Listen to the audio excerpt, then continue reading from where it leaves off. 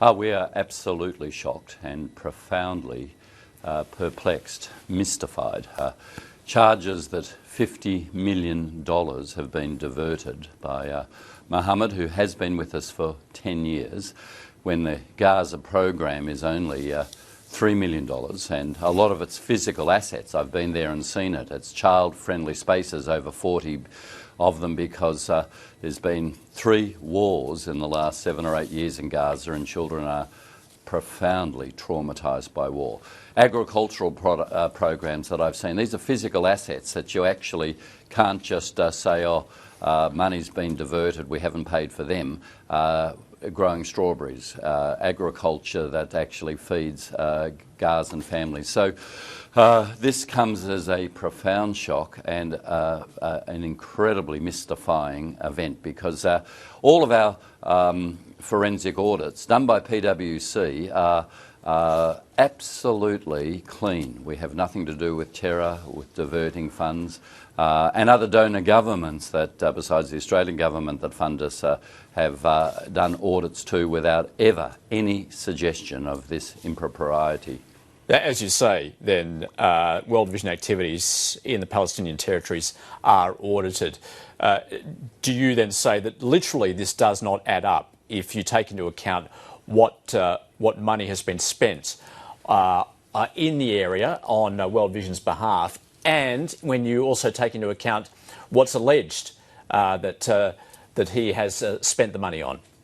Yeah, this is why we are totally puzzled. We have seen no evidence. He's been in detention for 50 days, 23 days without a lawyer. World Vision hasn't been able to see him nor his family, and we have had great trust and confidence in him, which isn't naive. We don't just do our own internal screening. We have a third party that screens all the people we hire to see if there's any links to terror, because we're impartial, we're neutral. We are there for Palestinian children in what has been described as the biggest open-air prison in the world. I mean, the suffering there in Gaza is terrible. We're there for the children, and that's why we are profoundly mystified by these charges.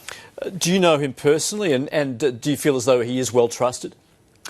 Look, I'm almost certain I have met him. I can't picture him. I have been to Gaza. I have seen for my own eyes the physical assets that we have built there, which are run by communities. I've seen the child-friendly spaces with children who literally weren't talking. They were so traumatised. We've got them painting, dancing, going back to school. So I may well have met him, and our staff say that he is absolutely trusted. This is why we are so shocked. We want to know the truth. We know and are glad now that he has been charged, because in any case there is one side. We've heard one side, these charges, they're only allegations. There is always another side, and a court process is the right way for us to find out the truth. Tim Costello, the Department of Foreign Affairs and Trade has now suspended the provision of funding to World Vision in the Palestinian territories. How is that likely to jeopardise projects in that area? Well, it's always the innocent that suffer. Look, the Department of Foreign Affairs and Trade have done the right thing. I'd be doing that too. When you have such serious charges, you should suspend it, and they add, until there is an investigation. Department of Foreign Affairs and Trade have going to Gaza. They've looked at our work. They've assessed our work. Gaza is such a flashpoint. It's why we are particularly careful there. And I've been in Gaza when DFAT officials have been there, also looking at our work. So this is what is so mystifying. This is what, for me, doesn't add up with these charges, and why I want to get to the bottom of it. And we're working very cooperatively with DFAT on that. Are you confident that he will receive a fair trial?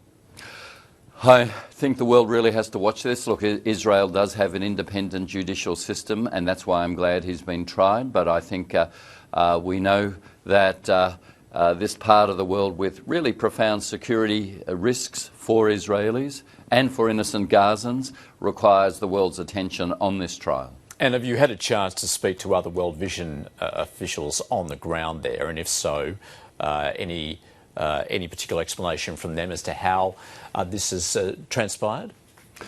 Yeah, look, our program in the World Vision Jerusalem office, which is West Bank, Israel and Gaza, is only a $12 million a year program. I say only, that's very significant.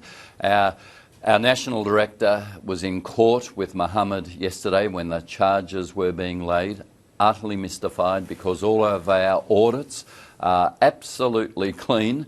The latest PwC audit has just come in. Staff are really puzzled, shocked, demoralised, confused. This for them doesn't add up. So no indication that any other staff members in the area would be implicated? No, absolutely none. All right, Tim Costello from World Vision, thanks very much. A pleasure.